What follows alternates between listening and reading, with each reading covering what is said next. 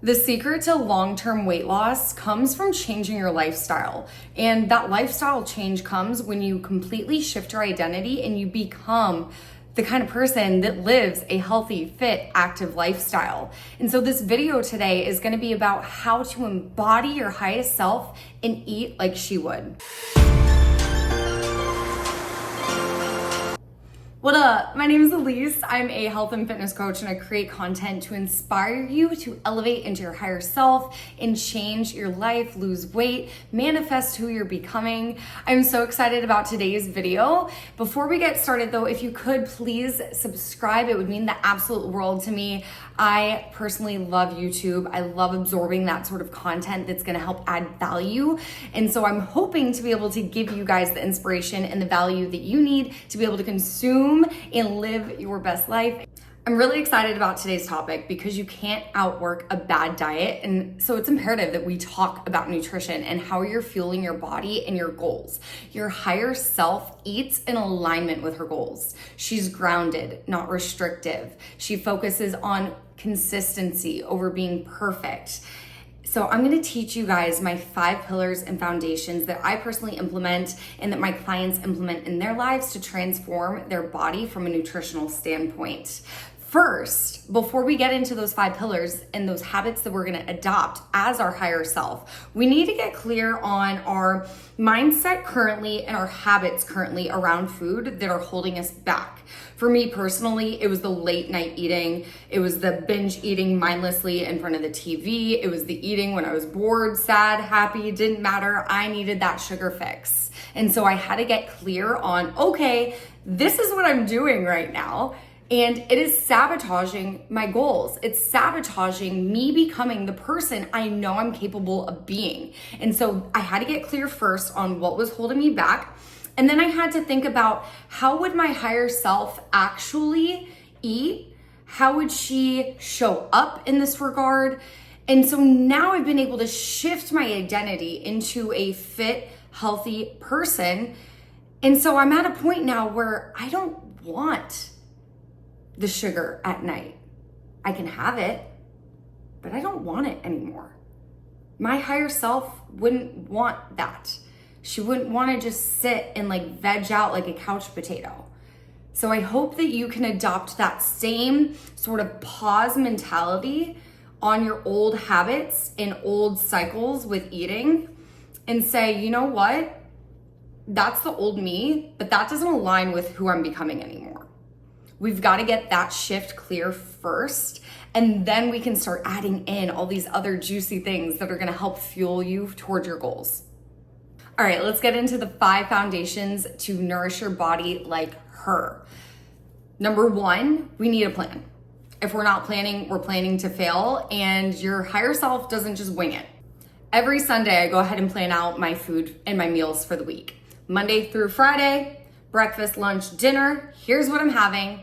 I plan out when I'm gonna cook the food. I plan out when I'm gonna go grocery shopping. From there, I extract all the info and I plan out my grocery list with the meals that I said that I'm gonna have that week. And then we go grocery shopping.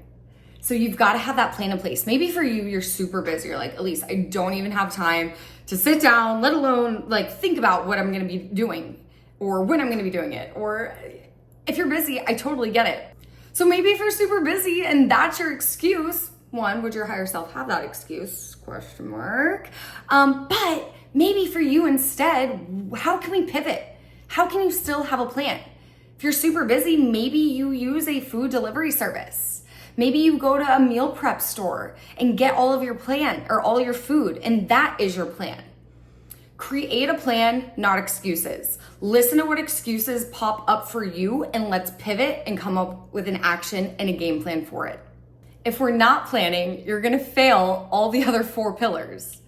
Pillar 2 is prioritize your protein. So when we need the plan, we need to know how we're gonna get our protein in, but we need to make sure we're getting that protein. Your higher self has a lean, toned body. She has balanced hormones. She has no cravings. She's satiated. She's fueled. She's strong. That protein is gonna help make sure that you're really fueling your body to support your goals. When I plan all my meals, I plan my meals around the protein source first. And then I create my carbs, my fats around it.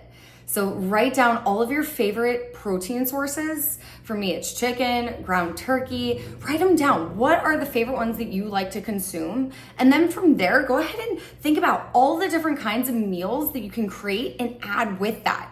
That's gonna be a part of how you can prioritize your protein in your planning before it even gets on your plate, before you even cook it, before you even buy it from the grocery store. Bulk prepping your protein source is also another great way to make sure that you have that done and in.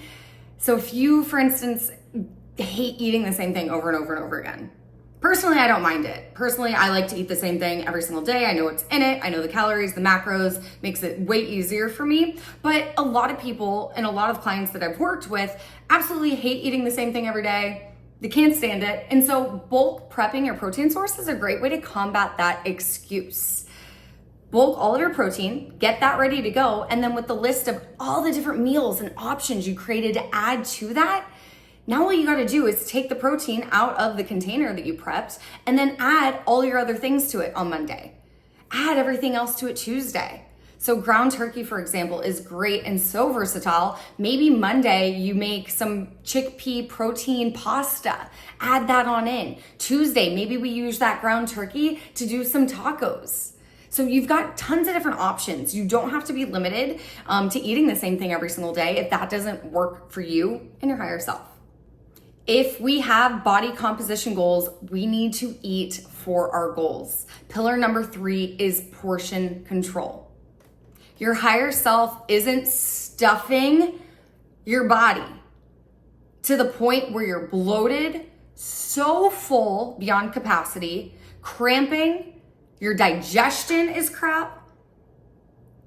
I'm not a big fan of skinny talk, but I do love the saying where they're like, your body's not a garbage disposal, stop treating it like one, you know? And that is true. Think about how your higher self feels. They feel light, they feel energized. And part of that is the portions that we're eating, making sure that we're not over consuming, under consuming. We want to make sure we're getting enough to support our body functionally and then also to help support our goals. So if you are coming from a place where you've been overeating, we need to lose weight, then we want to make sure that we are in a calorie deficit. If you're coming from a place where you've been under eating for a long time, we want to start slowly reverse dieting and slowly increasing your food back up. If you're coming from a place where you just want to maintain, we need to get control over our portion sizes, how much we're eating. One of my absolute favorite hacks, especially when eating out, is making sure that when my food comes, I ask, hey, do you mind if I just get a to-go container? And as soon as my food is there, I'm portioning out how much of it I'm planning on eating. The portions are crazy at restaurants. And so if we're in a place where we're unable to control how much we're putting on our plate, let's at least pivot and do something. So as soon as I get that to-go container and as soon as my plate sits down, I'm making a conscious decision as my higher self, how much I'm gonna eat. That way, once I'm full and we're sitting there and we're waiting for the bill or we're still having conversation, I'm not then just mindlessly eating because it's in front of me and because we're waiting. No, my higher self made the choice before that this is how much I'm eating and this is what I'm taking home for later. Embody your higher self before you eat. With your portions, your higher self is also mindfully eating. She slows down, she chews every bite. She's conscious and aware and feeling the food, enjoying the food, asking herself, am I full? Does my body need more to energize me for later? So being mindful, slowing down. I had to really nip the habit in the butt of eating while watching TV, eating while scrolling on my phone, eating, doing anything other than just the activity of eating. That was the biggest game changer for me to start embodying and eating as my higher self, and allowed me to make sure that I was consciously eating the correct portion for my body and for my goals, and I wasn't overeating mindlessly. Pillar number 4 is tracking your food for awareness, not guilt, not shame, not obsession. Tracking is a tool. It is the GPS to get you to your destination. It is the guideline to help make sure whether you're on track or off track towards reaching the goals that you have. You want to lose 10 pounds? We need to cut 250 calories and we need to be on that nutrition calorie protocol every single day. It's going to also make sure that you are able to prioritize that protein, which is pillar number 2, making sure that we're getting enough of it. One of my absolute favorite ways to track food, and if you're not doing this and you feel like tracking your food is the biggest chore of your life and so time consuming, we need to start implementing this. Plan ahead. Duh, pillar number 1. How can we plan ahead your tracking? Always track the night before. The night before, as I have my last meal, I'm then in my kitchen thinking about my plan for the next day. What am I gonna have? Everything that I plan on having the next day is then in my fitness pal, ready to go for me. I know I'm on top of my calories. I know I'm getting enough protein. There's no guesswork. There's no, I didn't eat all day and then I get home and I'm starving and it's binge mode. None of that. We had a game plan in place. I know I'm hitting those calorie goals and those protein goals. Another very easy thing that I like to do, and again, this is part of the reason I love to just eat the same thing over and over again. I don't get tired of it. Like, food is fuel. And so I like to just copy and paste my meals, especially if you're eating leftovers. Right? So for today, if I'm eating my chicken, my broccoli, my sweet potato mash, I'm going to copy that same meal and I'm going to paste it right on over to the next day because I know I'm having that for lunch tomorrow too. So I'm doing things for my future self now as my higher self. So by the time I get there, there's no decision fatigue. There's no, oh, I'm too tired to track. There's no, oh, yikes, I went way over my calories for the day. Oops. No, we already had a game plan. Future or past me, as my higher, I embodied my higher self yesterday. She took care of me today so I can really elevate and show up and implement. We're gonna track the night before. We're gonna use that copy paste method.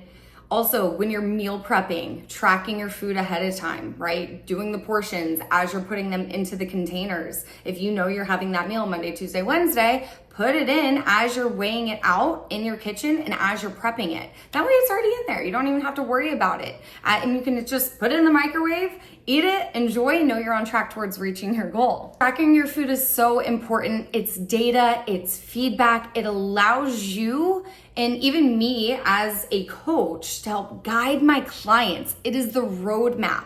If we're on top of your nutrition protocols and your body's not making changes, we need to change what we're doing. If your body is responding excellently, awesome, we hold on.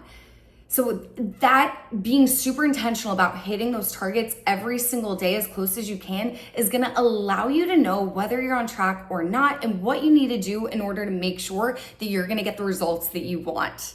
Another reason I absolutely love tracking, and this is gonna roll right into our last and final pillar, is the 80-20 rule, the 80-20 method, lifestyle, whatever you wanna call it.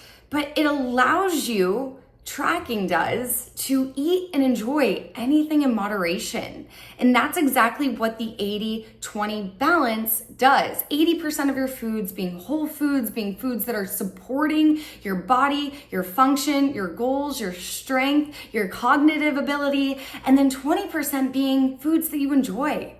We don't have to steal joy from food. Like, eating food can be an enjoyable experience. And so to be able to say, okay, you know what?